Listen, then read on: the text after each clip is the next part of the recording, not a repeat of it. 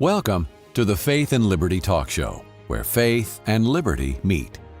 Our host is Dave Garrison from Ohio Christian University, a longtime Fortune 100 company top executive and a former U.S. congressional candidate from Texas. Our goal for the Faith and Liberty Talk Show is to give you an opportunity to listen to interviews and discussions with significant authorities and experts on subjects related to Christians engaging in the civil and political arena. The mission of the show is to give you real information and not sound bites that you can really use. We have a website for the show, faithandliberty.org. At this website, you can obtain more information about the show, our guests, subscribe to our newsletter, and become a friend of the show, and like us on our Faith and Liberty Facebook page. You can also access all of our previous shows. Please keep in mind that the Faith and Liberty Talk Show exists only with the generosity and support of our listeners. If our show is of value to you, we would appreciate you visiting our website, faithandliberty.org, and donating to the show. Now, let's begin today's show. Thank you for joining us. We have the privilege today of having a great guest on our show, Ben Sasse. He's a candidate for U.S. Senate from Nebraska and one of only 3 people, at least in any recent time, that's been on the cover of the National Review magazine. Ben, does this mean that you're the next Ted Cruz or Marco Rubio, because those were the other 2? Well, those guys both have very different circumstances and lots of gifts, but I'm just, a guy who's non-politician from Nebraska running for office, working the ground here, and we were just delighted and honored that the National Review decided to come and ride the bus with us for a few days, and when that happened, we thought they were just doing a regular piece, and they saw the crowds that were turning out in Nebraska and eventually decided they wanted to campaign on the cover, so it's been very gratifying. Well, that's a very good sign. When I was running for U.S. Congress myself in Texas, Ted Cruz and I spent quite a bit of time campaigning at similar events. And from what I've read about you and what I've heard about you, and the fact that you have on your campaign Tyler Grassmeyer, who helped me an awful lot on my campaign, you must be a good guy. Well, Tyler is a wonderful man. He is a kid from Holdridge, Nebraska, who has done a number of impressive things, and helping out Christian colleges across the country is one important part of his background, and we were delighted when we could persuade him to be our campaign manager. So we've built a pretty special team. We started with 3 people about 7 months ago, and now I think we have 15 campaign staff. Most of them are field representatives, and we're working the ground, and Tyler's doing a great job helping us steer the ship. Yeah, Tyler was also chief of staff for Congressman Steve Austria, and I think you've also been a chief of staff for U.S. House representative as well. That's true. In early 2005, so right after the 2004 election, I spent about 6 months in Washington as a chief of staff, trying to help as the startup phase for the congressman from my home district in Nebraska. I tend to do crises, or startup phases of organizations, and usually that's been in the private sector. But I did serve for the home district congressman for 6 months in early 2005, getting his team kicked off. Yes, and you work for Boston Consulting Group, who I've hired many times in the past when I was at USAA, the big military insurance company. Right. We are members. Oh, you are? My wife is an Air Force brat by upbringing, and so when we got married, I quickly got my USAA number to join her. And anyway, it's a special organization. But you were mentioning that you hired the Boston Consulting Group when you were there. Most of my career has been spent in business, doing turnaround phases of broken organizations. And I started out with the Boston Consulting Group and later worked for McKinsey & Company and have done some private equity, and really enjoy the crisis phase of an organization, because companies and not-for-profits tend to understand that business as usual doesn't work when they're having trouble making payroll or in risk of going out of business, and you can really rethink fundamental questions about who our customers are and who are we trying to serve. Well, 2 things I want to comment on that. First of all, please keep your membership because you're paying my retirement. And I'm glad to contribute. And the second, and I was going to jump in this later, but since you brought it up, one of the things that had troubled me when I was running for Congress and did some research, I found that only about 15 congressmen could truly read a financial statement. Can you read a financial statement? I can. It is Yeah, a troubling thing. These guys and gals go to Washington and they scream at each other all day, seemingly to get on cable TV to scream at each other all night. And one of the main sources of discontent is the way they talk about the national debt. They don't even seem to understand that the U.S. government keeps a fake balance sheet. And so only about a quarter of all the obligations of the U.S. government are even in that publicly traded bond indebtedness number. So it's a problem. Well, someday, Ben, when you're with your colleagues, because I know you're going to be elected, I want you to take out a piece of paper, as I did with more than 25 different congressmen. I said, draw me a simple chart how the government prints money. And I only found one person that could do it, and that was Congressman Mike Conaway from Texas. And he has a little bit of a similar background. He was in accounting and consulting. But let's move on to something that's a little more near and dear to my heart. You have a connection to me, to Texas. You were nominated by President Bush to be the U.S. Assistant Secretary of Health and Human Resources. And also, you taught at the University of Texas. And when I was running for U.S. Congress, they were in my district. How could somebody going to Texas ever leave? But that's for another time, I guess. Texas is a special place. There's it is. But when you aren't born there, they always. What's the great joke that Texas transplants like to say? I wasn't born here, but I got here as quickly as I could. I taught at the Lyndon Johnson School. Right. Which is the public policy part of the University of Texas. I'm a historian by training, even though my background is mostly in business. My academic training was as a historian, and I taught some policy history for basically a year, 2 different times. On paper, it looked like I was a professor at the University of Texas, Austin for about 7 years, but really I was only there for a year each, 2 different times, because then I'd go back off and do different strategy projects and went back and worked for President Bush in Washington, D.C. for a little while. But we had 2 really wonderful years in Austin. It's a special place. And as a Nebraskan, it was tough because we lived across the street from the UT football stadium for a while. And 2 of my 3 kids, were pretty sure anytime you saw a Texas refrigerator magnet of the Longhorns, you're supposed to turn it upside down.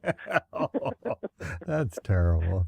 Because the show's mission is to educate Christians, we come from a faith-based approach that says the Lord wants us to be a witness for his truth and values in the civil arena. What are your spiritual backings and motivations? Because I know that's very important to a lot of conservatives.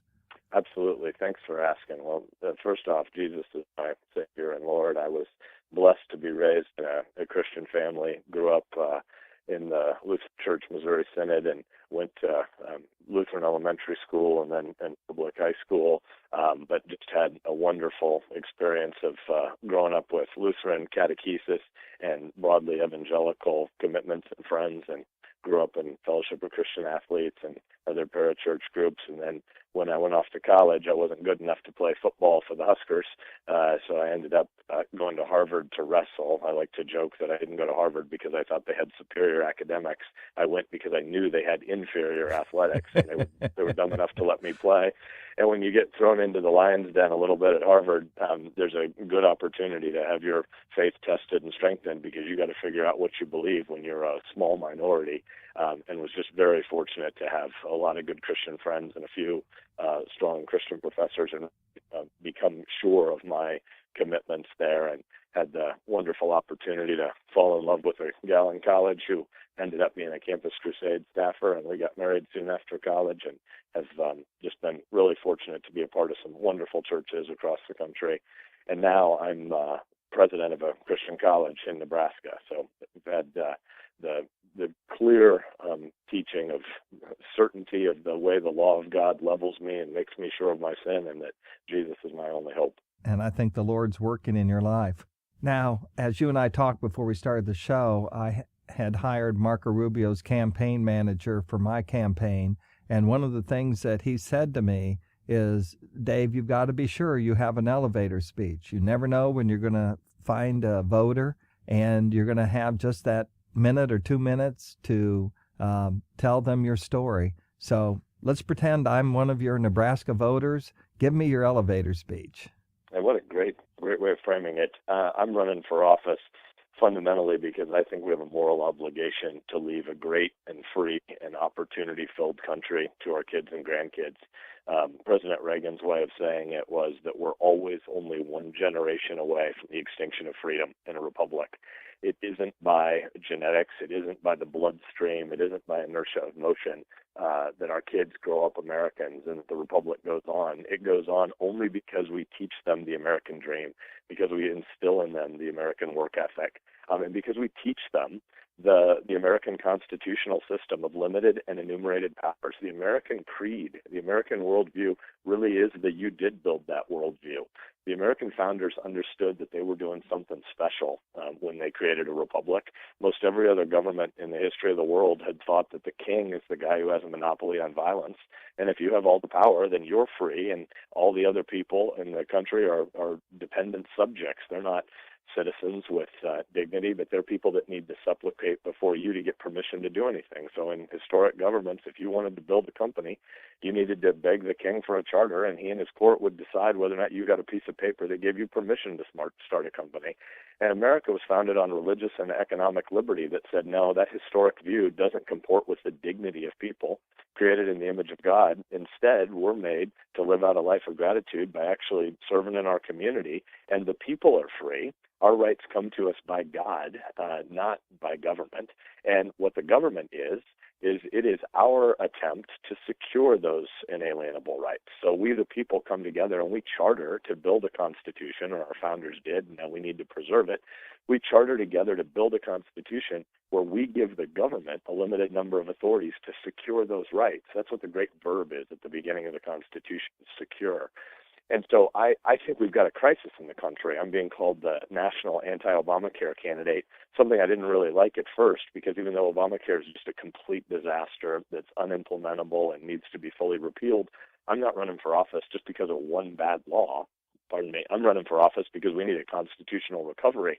But I've realized over time, when you travel this state, as we're doing all day, every day, and you talk to Nebraskans, Obamacare really isn't a term that we're using anymore just to mean a bad piece of legislation. Obamacare is the fundamentally flawed worldview that says the government is the center of life. And if anything's big and broken, only the distant federal government can solve any problems. It'd be better if the people were dependent subjects again instead of entrepreneurial citizens. It doesn't matter if budgets are honest. You can just make it up and print more money with quantitative easing rounds 3, 4, and 5. If a law isn't finished or you want to rewrite it, that's okay. The executive branch can do that. The president has a pen and he has a phone. And this worldview is a direct attack on the dignity of American citizens and on the American worldview. And so I've had a lot of experiences being fortunate to be a part of teams that have turned around companies and not-for-profits, and have spent the last 5 years as college president in my hometown. So we all have different titles and offices and callings. But fundamentally, I'm running for office because I'm a dad, and I think we need to pass on the meaning of America to our kids, and we've not been doing that hard cultural work. Okay, your elevator speech was 3 minutes, 10 seconds, so that's not bad. Very good. Very good. This is your host, Dave Garrison. We are here with Ben Sasse, candidate for U.S. Senate from Nebraska and president of Midland University. We will return shortly after a few messages from our sponsors. Senator Rick Santorum, Dr. Ben Carson, and Dr. John Maxwell are coming to Ohio Christian University Monday, April 21st at 6 p.m. Get your tickets today at ohiochristian.edu for this riveting event. Tickets are going quickly, so secure yours now at ohiochristian.edu to meet Senator Rick Santorum, Dr. Ben Carson, and Dr. John Maxwell at Ohio Christian University on Monday, April 21st at 6 p.m. Made possible by Millwood Inc., The Computer Workshop, and Christian Healthcare Ministries. You are listening to the Faith and Liberty Talk Show. We hope you are enjoying this week's show. After a short break to hear from our sponsor, Ohio Christian University, we will rejoin our host, Dave Garrison, and this week's guest. Ohio Christian University is one of the fastest growing universities in the nation, offering undergraduate and graduate degree programs fully online in the areas of business, psychology, chemical dependency counseling, nursing, and ministry. You can earn an accredited, relevant, and affordable online degree, all from the comfort of your home. Now is the time to prepare for your future and earn your degree with Ohio Christian University. Call today at 855-OCU-GRAD or online at ocuonline.com. You are listening to the Faith and Liberty Talk Show. where faith and liberty meet. Now, back to the discussion with our host, Dave Garrison, and this week's wonderful guest. This is Dave Garrison, your host for the Faith and Liberty Talk Show. We now return with our guest, U.S. Senate candidate Ben Sasse. Now, as a college president, I saw something in the National Review article that I wanted to ask you about, because as the dean of the School of Business and Government here, which is quite unique that we put those two together, and that may be a conversation for another time. I heard that you were informally surveying students about the Republican Party, and that when you would ask them and they give you a response, you said most don't have a clue. They think Republicans are for rich people and big business. What do you think of that? It's a crisis that our party has, or that my party has no brand and no clarity about what we're up to and what we're trying to communicate to the voters. But it's exactly what we've experienced. Kids leave sporting events or a theater performance, or sometimes grabbing in between class. I'll ask them, what do you think the Republican Party's about? Who are we for? What are we for? What's our brand? And I'd say out of 30 kids in a row that I talked to about this one time, 90% of them just looked at me like I had two heads. They didn't have any idea how to think about what the Republican Party was for.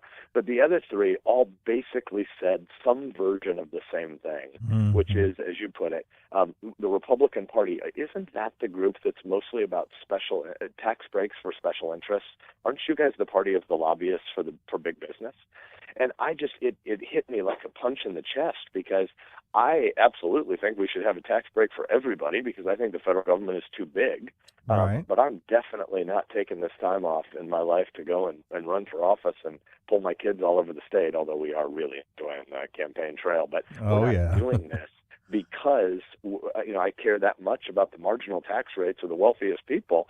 I believe in conservatism because I think it's the right worldview for the poor and the middle class. I think it comports with the dignity of people to move from dependency to independent living, and we need to secure that framework. The federal government is the group that essentially establishes a framework for ordered liberty, where life is then lived overwhelmingly in the private sector, and not just for-profit companies, though that's true, but civil society and mediating institutions, worshiping communities. And kids, 18 to 24-year-old kids today, they don't hear any of that. And of course that's because of mainstream media bias against us, but that's still the environment we face and that we have to fight in. And so we have to win some fights and persuade some people, and we're not doing that right now. So you would agree with limited government, adherence to the founding principles, personal responsibility, rule of law, fiscal responsibility, and national sovereignty, right? Absolutely. Does that make you a Tea Partier? Because those are their principles. We are getting the vast majority of Tea Party support in our state right now.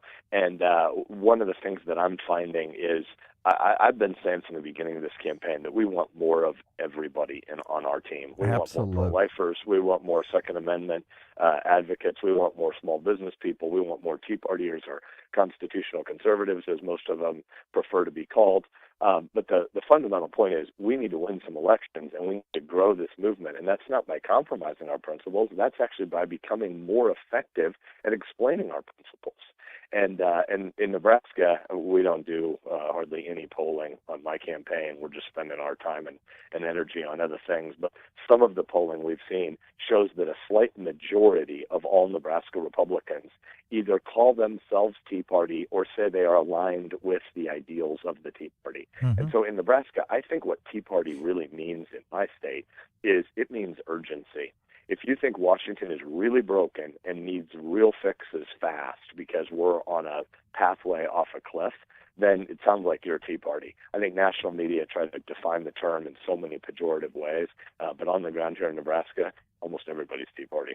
Well, how is this possible to be fixed if you have a Congress controlled by the Republicans, a Senate by the Democrats, and the president that is some other party that I'm trying to figure out what he is? How can you do this reformation? Well, a couple of things. One, I am hopeful that the Republicans are going to win 51 or 52 seats in the Senate this cycle. But obviously, we're still going to be dealing with this president for his seventh and eighth year. But more fundamentally, I think the task that faces us is bigger than just one election. I think that we have a generational long challenge of reteaching the meaning of America. I mean, you think about something as basic as the National Labor Relations Board decision this last week on Northwestern University football players. Unionized football players. I mean, I don't want to hijack your question here to go too far. No, that's fine. I was going to ask you that. But what an amazing confusion that this is a voluntary activity of college students who are getting a free education, not working, not having to go out into the real world workforce at a private institution. And so I believe all that I was saying at the start of the question, even about state universities, but just first and most fundamentally, it's a private institution. If you don't want to go there, you don't have to go there. And I heard on ESPN the other day some of the alums of the Northwestern football team talking about the debate about whether or not the NLRB should rule that they can unionize as a debate about any specific issue, about some good that they wish they had. And the inability of our people to talk meaningfully right now about the distinction between public and private. And it is hard because in the American usage of the word public, we really usually only mean something that is governmental. And in the English side, UK side of the word public, there's a broader meaning that means in the public square, whether it's governmental or not. But so let's distinguish between governmental and private, or between governmental and voluntary. And in a governmental sense, the tools of the federal government are really just to kill people, break stuff, imprison you, or take your resources, right? I mean, that doesn't mean that the federal government doesn't have important duties, but its levers of power are making war, taxing you, and imprisoning you. I mean, that's really what and finding another way of taxation indirectly via the regulatory code. This is a sense of involuntary activity, and yet the meaning of America really is about voluntary activity. And so to listen to some of these football players talk, they make it sound like, somehow indentured servitude around the world, or the history of slavery, is the same as them having picked to go to a voluntary school and now decided they don't like some aspect. Well, I mean, can the coach never yell at kids to run wind sprints? I mean, this is a real attack. Oh, yeah, there'll be a grievance for running wind sprints. And I understand they're getting $75,000 a year equivalent scholarship. They're given an education, but they don't see that as the same.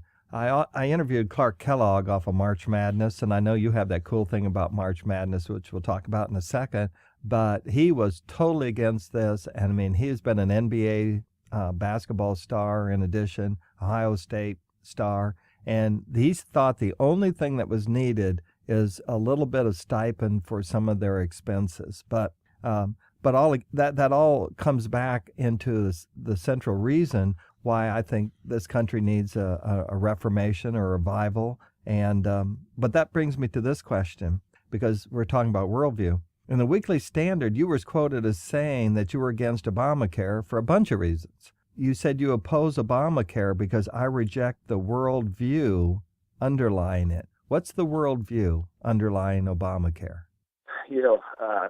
Thank you for asking that, because it is really the main thing that's going on the campaign trail for us here in Nebraska, is that as bad as Obamacare is as legislation that tries to insert doctors between, patients and insert bureaucrats between doctors and patients, and the budget phoniness in it of spending $2.6 trillion, raising taxes $1 trillion, and somehow pretending that budget balances. There are so many things about the legislation that are wrong. But more fundamentally, Obamacare really is a view of the world that says if anything is broken in life, only the federal government can fix it. It really is a view of the world that is depicted in the 21,762 pages of implementing regulations that have been promulgated in 4 years since the passage of the law, which is, 1/3 as much regulatory code in Obamacare in 4 years as we have in over a century of federal taxation in the federal tax code now. Obamacare just accretes more and more rules as central planners try to fix the problem of what didn't work in the last round of central planning 2 weeks ago. I hate to interrupt you here, Ben. I'm going to interrupt you. But how many pages was the Homestead Act of 1862? The Homestead Act of 1862 is why I live where I live. Nebraska was settled because of it, and it is 2 pages long. There are 270 million acres of the Louisiana Purchase that were settled because of the Homestead Act of 1862. It is such a fundamental picture of what American government used to mean and must mean again, where law should just provide a framework that enables life to be lived in the private sector. I'm fifth-generation Nebraskan, descended from farming families on both sides, and my dad's dad, so my paternal grandfather, grew up on a farm, and we used to go to family reunions there. It's 12 miles away from where the National Homestead Act Memorial Museum is, the sort of federal monument to the Homestead Act. And when you go there, it is like Little House on the Prairie come to life. The TV show, you're walking around among these sod farms, and you think about what these people did, and it's the opposite of President Obama's "you didn't build that worldview," because these people built the farms, the ranches, the schools, the churches, the small businesses. It's the opposite worldview. This is your host, Dave Garrison. We are here with Ben Sasse, candidate for U.S. Senate from Nebraska and president of Midland University. We will return shortly after a few messages from our sponsors. Senator Rick Santorum, Dr. Ben Carson, and Dr. John Maxwell are coming to Ohio Christian University Monday, April 21st at 6 p.m. Get your tickets today at ohiochristian.edu for this riveting event. Tickets are going quickly, so secure yours now at ohiochristian.edu to meet Senator Rick Santorum, Dr. Ben Carson, and Dr. John Maxwell at Ohio Christian University on Monday, April 21st at 6 p.m. Made possible by Millwood Inc., The Computer Workshop, and Christian Healthcare Ministries. You are listening to the Faith and Liberty Talk Show. We hope you are enjoying this week's show.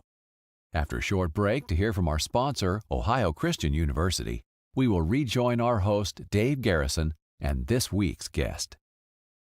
Ohio Christian University is one of the fastest growing universities in the nation, offering undergraduate and graduate degree programs fully online in the areas of business, psychology, chemical dependency counseling, nursing, and ministry. You can earn an accredited, relevant, and affordable online degree, all from the comfort of your home. Now is the time to prepare for your future and earn your degree with Ohio Christian University. Call today at 855-OCU-GRAD or online at ocuonline.com.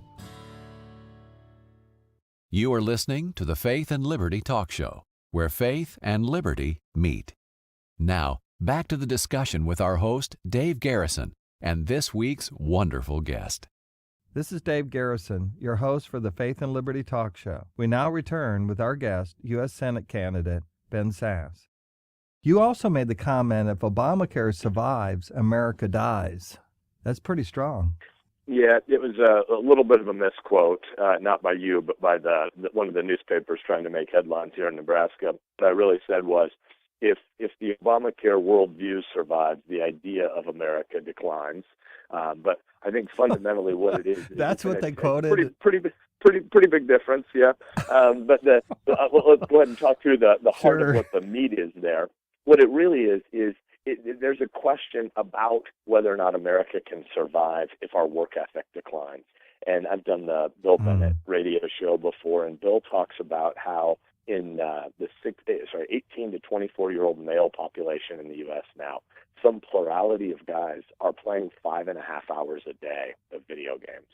And I think that's a genuine crisis. I don't mean to attack, some moment in someone's life when they were a little bit less productive. I mean, we all have times that we wish we'd invested more meaningfully. But if fundamentally our kids lose the ability to distinguish between production and consumption, we're in real trouble, because America is really about the idea that in a republic, self-discipline and self-control and self-governance and virtue and personal accountability. Personal accountability that is the watchfulness of the citizenry really is the guardian of liberty. And the reason we're using government to create that framework for ordered liberty, but not try to define every single aspect of our lives, is because we believe in the dignity of free people to live good lives. But it's because of the freedom to live well, not just the freedom from control. Freedom from is a means to the end of freedom to. And I think when you look at Obamacare and the sort of ways it promulgates a dependency culture, we're 49 years into the Great Society programs right now. The war on poverty of LBJ was announced in the first couple of months after Kennedy's assassinated in 63, and in early 64, Johnson announces it. 65, it passes. So they had this 2-year debate, and then now we're 50 years into the thing, and it hasn't worked. The federal war on poverty has not reduced poverty at all. Poverty rates then were 15% nationally. Now they're 15% nationally. We've spent $21 trillion, and we spend 16 times as much annually now on federal anti-poverty programs as we did then. We get no positive outcome in the diminution of poverty, but what we do get is we're subsidizing the breakdown of the nuclear family. And I think there are ways that Obamacare is just the next step in that legacy of the federal government, which can't fix fundamental problems, but can make them worse. It's the legacy of a government trying to make people more dependent, and it's going to harm the people it intends to help. Well, to me, the aid for families for dependent children and now Obamacare, those are like two bookends on two of the worst possible solutions that you could have for a problem. Do you concur? I do, because I think some of Charles Murray's work here at the American Enterprise Institute is relevant. He basically is what he calls the Murray ironclad law of social engineering, which is the one thing you know about federal government policy is that if you subsidize something, you'll get more of it. Right. And right now, what we do is we subsidize the absence of dad. I want to be clear, family formation has happened imperfectly since the beginning of time. The federal government didn't build sin, isn't the author of original sin, and isn't alone destroying the family. But the federal government is definitely making it worse right now. When we started the war on poverty in the mid-1960s, 93% of kids in America grew up in a house where dad was present. Now the number is about 59% of kids overall, but it's even much worse than that sounds. Well, it's only 28% of children being born to two parents in the black family. Exactly. When they were way up in the same stats. That's right. So when you break it down by ethnic group, we show that we've got bigger problems coming. But even just simply by age of mom, if mom is 30 or under right now, only 40% of kids have a dad present. And there's just no bigger variable that drives intergenerational poverty, youth violence, academic underpreparedness, their subsequent family breakdown. The federal government is actively subsidizing something that hurts poor people. Are you familiar with Star Parker's work? I am, yes. And her book, Uncle Sam's Plantation. She's coming in a little over a week, her and Kate Obenshane and a few other people, for a conservative women's conference here at the school. And nice. The thing that she says is that the welfare practices in America have hurt more blacks than the whole population understands, that this has been a really traumatic thing for them particularly. Let's move on a little bit on Obamacare. And I don't know if I mentioned to you before you read that I had worked at Aetna for a while, helping do a turnaround. And so I have some thoughts from being on that part of the table. And also I've negotiated the major healthcare contracts with companies like USA and Halliburton and some others. So I've sat on the other side of the fence of we'll call group insurance. So I have some views. How about we do it like this? I'm going to tell you what I think is wrong, and you tell me, because you're the real policy guy who's really studied this thing, and I only have anecdotes. I asked the CEO and some others at Aetna when I was there some years ago. Well, I'll tell you, it was 99, 2000. I said, what are you most afraid of? And without question, the first thing they said to me, and the SVP of sales there said, I'm afraid that healthcare insurance will be bought by individuals just like they buy auto insurance and that they can buy it anywhere in America. Now, Now, run with that, Ben, as to what you think of that. I think that would be a great outcome. Yeah, I know. I think fundamentally there's a reason why auto policies and homeowners policies work and health insurance policies largely don't. And, the reality is Obamacare is a disaster, but many of the things in a particular way that the president was railing against in 2009, there are portions of what he was attacking where he's right about what was wrong in health insurance. Yeah. But what's wrong is he implies that the problem was that there was too little government when really there was already too much. Right. What was happening in health insurance is a tax bias toward the large employer group, which really is a picture of central planning gone awry in the 1940s and 50s. Again, none of the people who kept the wage and price controls in place at the end of World War II were trying to do something nefarious to harm people's health, but that is now the long-term impact. I mean, if you try to figure out what the number one driver of growth in insurance in America is, almost no one on the street will get this answer right because of the way the president demagogues. And people will think that the reason health uninsurance is growing is because of socioeconomic status and poverty or because of pre-existing medical conditions. Both of those are important topics, but they're nowhere near number one on the list. For instance, pre-existing medical conditions is the source of only about 4.5 million people being unable to get insurance. It's about 1.5% of the population. Again, important, but not a big number. The really big reason people are becoming uninsured at greater rates over time is because of a flawed government policy, which makes it impossible for families to buy the insurance policies that they want and keep them across job and geographic change. So the insurance executive that is talking about what he doesn't want to see happen, you could retranslate what he's saying and say he doesn't want a government perversion that creates a great opportunity for really large insurance companies to make rents off the federal government. He doesn't want his insider carve-out to go away. I'm not surprised about that, but the marriage of big government and big insurance is why we've got so many of the problems we have in healthcare. So what else would you do, Ben, to fix it? Because, obviously by my statement, my implication is I don't want healthcare insurance to be controlled by states. I would like to see a national charter. Yes, so we have rolled out what we call, I'm the only candidate, I think, running for Senate in the nation this cycle, who's rolled out an alternative to Obamacare. And I want to be clear, it's a private sector alternative that requires the government to fix some of what it broke in this space. Again, I don't think you can fix Obamacare. We need to fully repeal Obamacare. But we rolled out a plan we call the Anti-Obamacare Recovery Plan, a conservative blueprint for a healthier future. Great title. And what it says is we've got 4 big buckets of places where change is needed. Number one, families should be able to buy the policies they want, which includes being able to buy across state lines. And it means that small business people and Nebraska farmers and ranchers should be able to get the same tax break that large firms get. So if you fix that perversion in the tax code, health insurance would be portable across job and geographic change. Wait a second before you go on. Explain that, because that is something that I know, Ben, people don't understand. What is this tax implication that you just brought up? So right now, the Obama administration is destroying the individual insurance market. About 5 million people have become uninsured since October because of their new rules. But there were about 18 million people in the individual insurance market. So to sort of set a baseline here, there are 310 million Americans. About 165 million of us are insured through our large employer groups. So just over half of all Americans get their insurance at work. Only 18 million get their insurance in the individual market. The individual market is probably it has to be the future for most people in a knowledge economy, or we're going to drift toward a world where the federal government has a single-payer, European-style socialized system.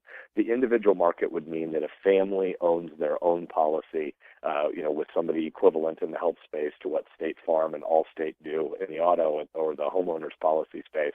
And so even if I change jobs, I don't become uninsured. Well, why does that not happen today? It doesn't happen today because there's a tax bias that you have to spend after-tax dollars if you're a small business person to buy your health insurance, where if you work for a firm of 200 or more employees, you have about a 97% chance of being offered employer-sponsored health insurance because they get a tax deduction to give you more and more health insurance in lieu of wages, and you don't have to pay taxes on that. And so given that is carved out, it becomes economically irrational for anyone who has a choice between the individual market and the employer market to go to the individual market. So everybody flees to the employer-sponsored market. Well, here's why that's dangerous. 30 to 40 years ago, the average duration in a job or at a firm in the U.S. was still around 26 years. Right. Now, the average duration in a job in this knowledge economy is only about 4 years. Well, every time someone changes jobs, they go through a period of 2 to 6 months of uninsurance. That is not meaning, I'm not meaning to say that as if that makes it a minimal problem. That actually makes it a major problem because it means those people don't really have insurance. But I thought Cobra took care of that. Cobra is, in name, was an attempt to do that, but what it really does is it just gives you the right to buy backwards into your last employer group. With no discount. With no discount, so you go from paying on average about 30% of your premium, and the employer was paying 70%, and now you have to pay 102%. Yeah, they can't afford it. They just lost their job. That's right. So we fundamentally, the number one reason for growing uninsurance in America is that 81 million people are passing through a period of uninsurance every calendar year, and the vast majority of those people aren't uninsured for the long term. They're just uninsured for 2 to 6 months. Well, that's a tragedy because that could be when you get your breast cancer diagnosis or when you have the car accident and when you then become uninsurable at the start of the next employment relationship. But how do we make it competitive? Because like this doctor that I'm familiar with, who happens to be the president of the Association of American Physicians and Surgeons, and she's a small town doctor in Texas.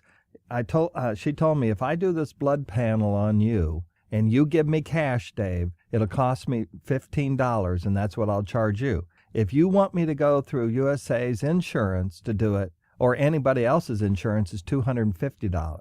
Right. And so let's think about that by analogy to Jiffy Lube, right? In our auto space, we would never think that we should have our auto policy, our State Farm or Allstate policy, pay for my gas and schedule my Jiffy Lube appointment. Yeah, right. If we did, I promise you, Jiffy Lube is not going to be at the right locations. It's not going to be open the right hours. The customer service is going to be worse. We're going to have less knowledge about their quality. Their quality is objectively going to be worse, and their prices are going to be a lot higher. Sounds like most of what happens in a third-party payment health delivery system. Yeah. And her point there about $15 innovation, that's what you're going to find in a world where we have more insurance that allows people to take insulation against catastrophic loss with them over time, but less attempts to have insurance bureaucrats, either corporate insurance bureaucrats or government, public bureaucrats, mediating in the doctor-patient relationship. You're going to get doctors and nurses and hospital systems and new market entrants and medical device companies are going to innovate, and they're going to drive down costs in the same ways that, the laptop and now the iPad have replaced the old desktop and the mainframe at MIT that was the size of a gymnasium.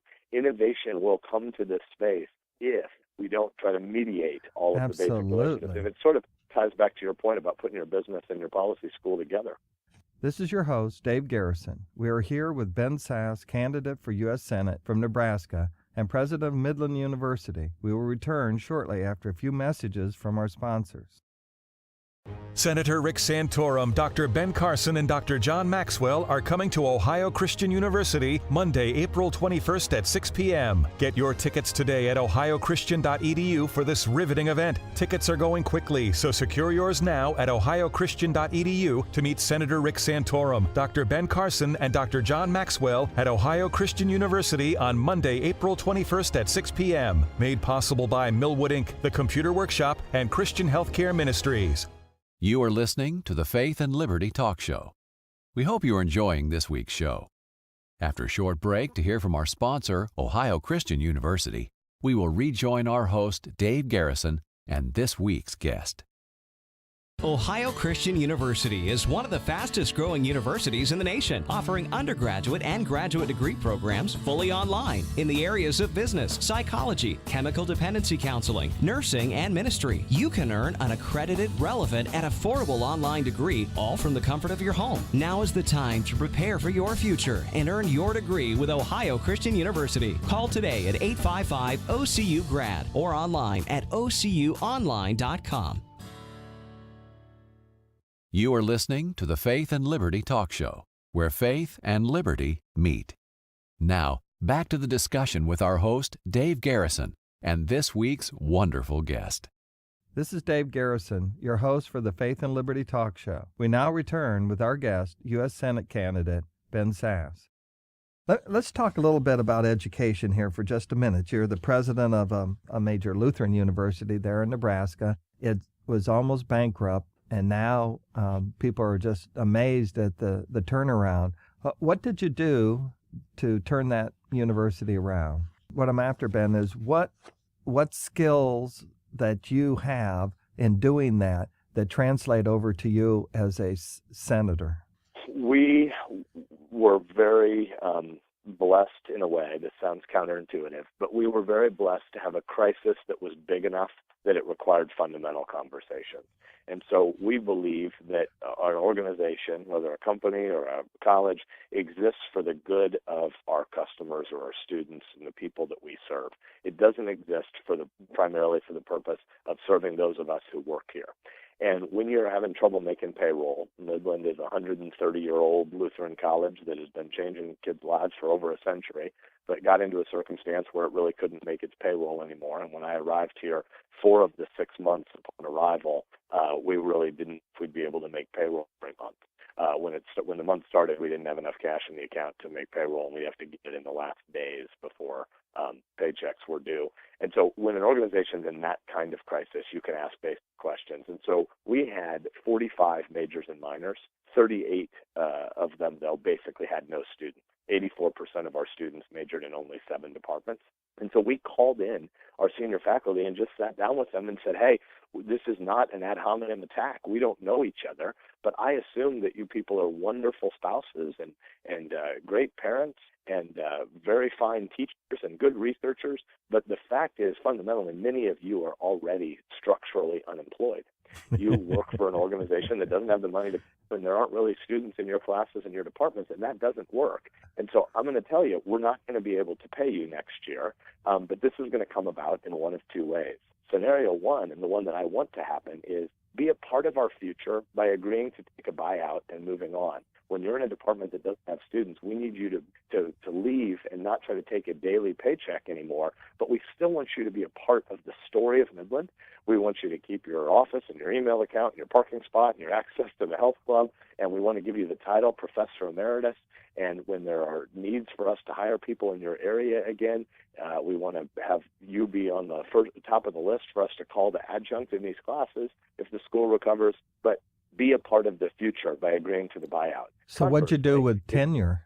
And so conversely, if you want to say you got a piece of paper that says you have tenure and you're going to scream, hey, I've got these rights, I'm just telling you the honest truth. We don't have the money to pay you, so your tenure contract could be the thing that closes the school down. I don't see why that does you any good, because you're still not going to get a paycheck, but you're also not going to have a Professor Emeritus title. You're not going to have been a part of saving an institution. You're not going to have an office, an email account, a parking spot, access to a health club.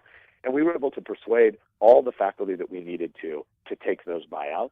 And then subsequently, our remaining senior faculty, by an overwhelming vote, literally we had 1 dissenting vote from the rest of the senior faculty, our faculty voted to effectively affirm the board and my decision to have ended tenure. And so we don't have traditional tenure anymore. We have something called term tenure, which means there's kind of rolling 3-year contracts for people who are around for long enough that they make it through a number of performance reviews. But fundamentally, the organization exists for the good of kids, and we're now the fastest growing college in about 8 states. So really wonderful things have happened here, but it was because we brought a team perspective and real data. Yeah, we're one of the only ones faster than you. I had to bring up that Ohio Christian's grown faster than you. I said in about 8. You're right. Yeah. I said the Midwest. If I said the Midwest, then yeah, there you go. But I usually say 8 states in sort of Great Plains. There you go. In Nebraska, we think we're just west of the center of the country, but I know Ohio is also Midwest. Yeah. I've heard quoted or told about you is you're pretty critical about the way higher education does its business. What are those concerns you have? Well, I think higher education is in crisis because we're pretending that more students coming in the front door of colleges is somehow the important variable. we are going through a structural transition from a manufacturing economy to a knowledge economy. And as that happens, fewer and fewer 18-year-olds are able to pay the bills with their hands, and so they need more education, they need more maturation, and most of them are going to need to learn how to become lifelong learners.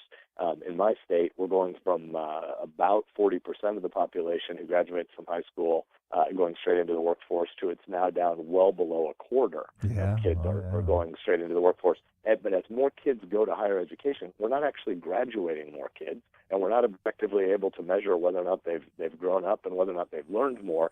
We're just sort of using higher education as a holding tank, and I think it's becoming a holding tank not for rigor and character development and for objective learning about critical subjects historically and critical thinking skills, but instead I think it's just becoming a leisure playground for a lot of kids, and it's not healthy. And so I think the federal government talks about all the student loan indebtedness problems without even mentioning the fact that most of the student loan debt growth in the country, there's now more total student loan debt than credit card debt in America. They tend not even to mention that most of that debt growth is for kids who don't ever even end up with a degree. Right. And so there's just a fundamental need to remake higher education, and a lot of that needs to include an IT revolution. I believe deeply in the residential liberal arts learning experience, but we also need to recognize that technology needs to disintermediate and unbundle and digitize huge portions of the ineffective bureaucratic portions of higher ed. I agree 100% with you, and I know your time is short, but there are two things I want you to cover fairly quickly. You've been endorsed by people like former Governor Sarah Palin, Senator Mike Lee, the Family Research Council, and I think even Paul Ryan. And not that it means a whole lot, but I'm endorsing you. Okay. Well, thank you. Thank you. And these people that are endorsing you, it's almost like they're saying you're the next Ted Cruz. What do you think of that? Do you like it? Yes. I want to affirm all that Ted Cruz is doing to bring more urgency to Washington, D.C. And I've been really honored by the range of folks that have decided to hop on board with this campaign. It really is a bottom-up campaign. We're spending the vast majority of our time driving a bus. We like to say bus. It's really a campaign RV. Melissa and I have 3 little kids. And I know the feeling. On the road with us. I've done it. Bus sounds glorified. It's really like Chevy Chase running for office in a Christmas Vacation movie. But we've had such great support at the grassroots level and these huge crowds turning out for our anti-Obamacare town halls every day that we've been endorsed by all these national figures. And I think that what we're finding is they recognize, like Nebraskans recognize, that business as usual doesn't work in Washington, and we need more urgency. Listeners, when a candidate for Senate runs, we often think, well, they're just running for that particular state. So we have here Ben Sasse, highly educated, highly experienced, very knowledgeable in business. You heard all the things about Obamacare. But if we don't get people like Ben elected, we're not going to be able to turn this thing around. So hopefully you who are out there, if you're not in Nebraska, you should be just as interested in this. I've supported candidates and I'm a resident of Texas, and I support candidates who are outside of Texas quite regularly because we're all in this together, and we need to make sure that people like Ben win. So if you're interested in learning more about Ben and his campaign, where can they go, Ben? Our website is benfornebraska.com, BENFOR Nebraska.com, and we'd love to have people check us out and see if they're interested in joining the team. Dr. Sasse, which is appropriate, you're a highly educated man. You have more qualifications for senator than almost any of them running, and we pray to the God that you and I both serve that his will is that you get elected, and we thank you so very much for being on the show. It's been a real privilege. Thanks a lot. It was a real privilege for me, too. Thank you for having me. On behalf of our host, Dave Garrison, I'd like to thank you for listening to the Faith and Liberty Talk Show today. For additional information about the show, please go to faithandliberty.org, where you can access previous shows, like us on our Faith and Liberty Facebook page, and access other resources. Please keep in mind that the Faith and Liberty Talk Show exists only with the generosity and support of our listeners. If the show is of value to you, we would appreciate you visiting our website, faithandliberty.org, and donating to the show. The opinions and comments represent the views of our speakers and may or may not represent the views of Ohio Christian University. May God bless you, and thank you for listening to our show.